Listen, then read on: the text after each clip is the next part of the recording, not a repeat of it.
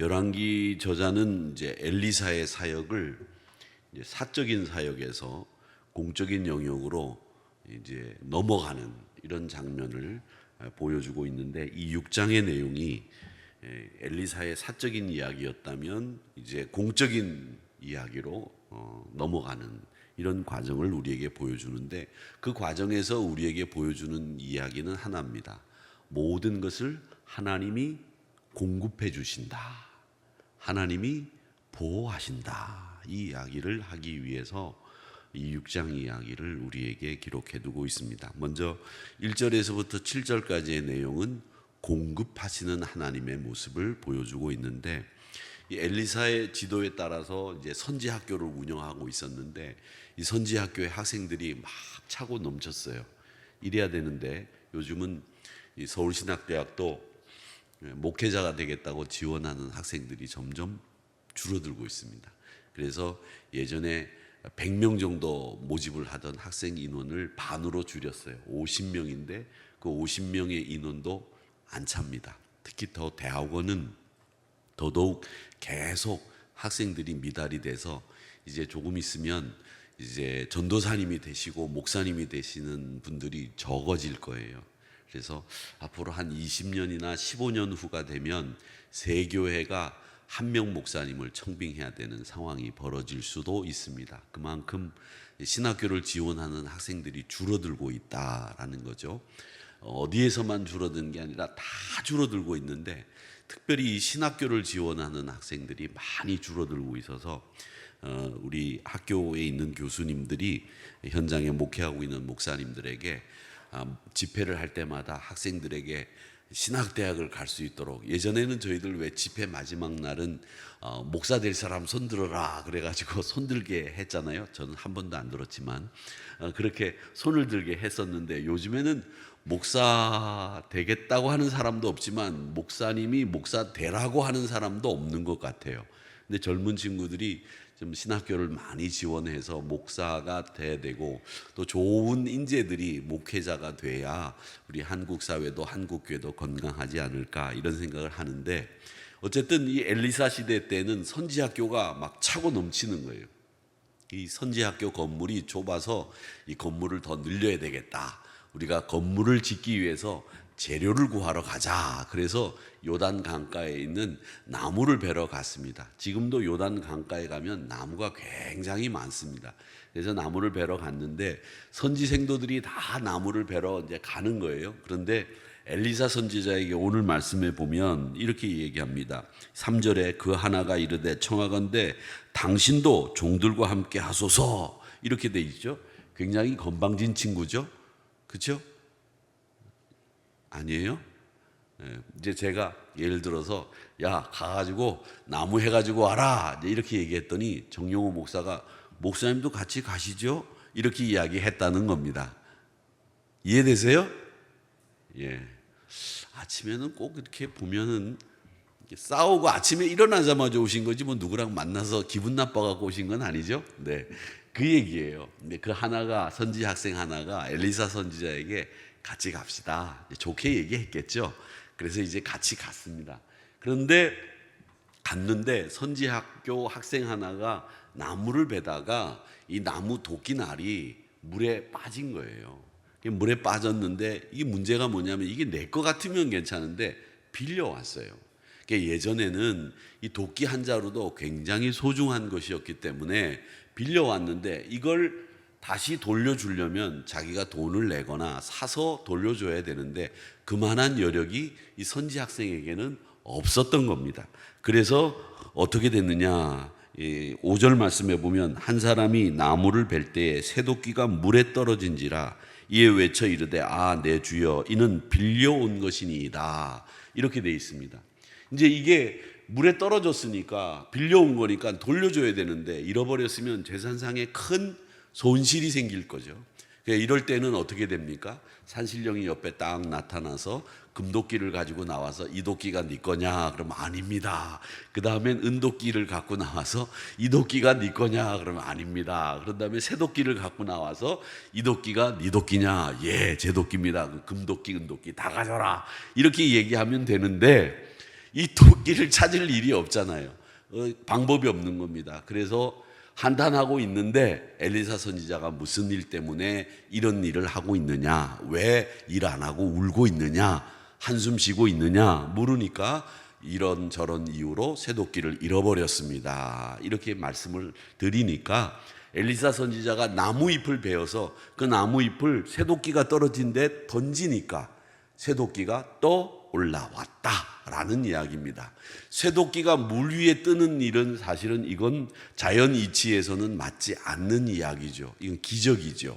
하나님의 역사가 있었던 거죠. 이렇게 처음부터 선지학교가 모자르고 비좁아서 학교를 지으려고 재료를 구하러 갔을 때에도 하나님이 공급해 주시는 하나님의 능력이 함께하고 있었다라는 이야기를 하기 위해서 이 이야기를 엘리사 선지자를 통해서 한 이야기가 나오는 겁니다. 그러니까 중력의 법칙에 거슬려서 쇠도끼가 물에 떠올랐다라고 하는 것은 말이 안 되는 이야기인데, 이 말이 안 되는 이야기는 자연 법칙을 거스릴 수 있는 분은 오직 한 분, 하나님밖에는 계시지 않기 때문에 그 하나님의 일하심이 있었다라는 것을 보여주고 있는 거죠.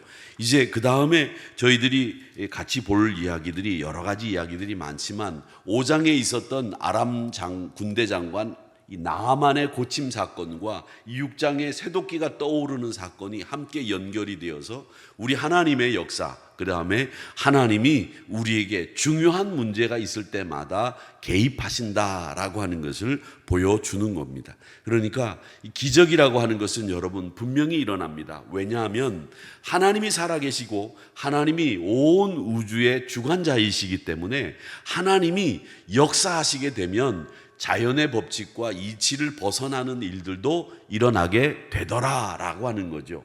뿐만 아니라 우리가 자연 속에서 일어나는 순리, 이 순리 안에서도 하나님은 역사하십니다. 그러니까 여러분, 우리가 약을 먹고 잠을 잤는데 아침에 일어나니까 깨끗하게 병이 나았어요.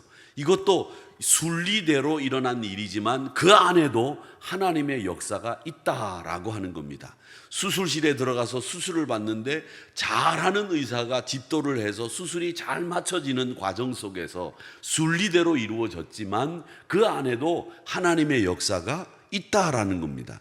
그러니까 꼭 나쁜 상황에서 좋은 상황으로 바뀌는 것만 하나님의 역사가 개입하는 게 아니라 우리가 일어나고 있는 이 모든 세상의 순리 가운데에서도 하나님은 일하신다라고 하는 것을 우리는 기억해야 되겠다라고 하는 겁니다. 그러니까 작고 크고 모든 기적에는 하나님의 역사가 있다라고 하는 것이고, 또 하나는 생각해 볼 것은 그렇게 선지학교를 크게 늘리기 위해서 올라가서 도끼를 잃어버렸는데 사실은 그거 별로 뭐 그렇게 간과해도 되는, 중요하게 생각하지 않아도 되는 일인데도 불구하고 하나님이 관심을 가지시고 엘리사를 통해서 역사를 일으키시는 것을 볼 때에 우리는 작은 일이라도 하나님이 우리의 일에는 관심을 가지시고 응답하시고 또 하나님이 함께 하신다고 하는 것을 보여주고 있다라고 하는 겁니다.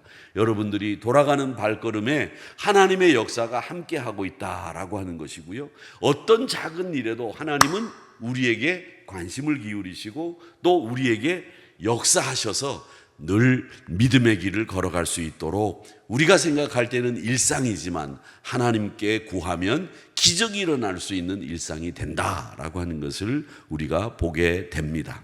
또 이제 8절에서부터 14절까지의 이야기는 어떤 이야기냐면, 이 아람 군대 장관, 아람 왕이 이스라엘을 이제 치려고 진을 치고 딱 있으면 이 진을 치고 있는 것을 이스라엘 군대가 다 아는 거예요. 요즘 같으면 스파이가 있다든지 아니면 뭐 도청장치가 있다든지 우리가 군사계획을 세우면 그게 다 이스라엘 왕에게 새 들어가는 거예요.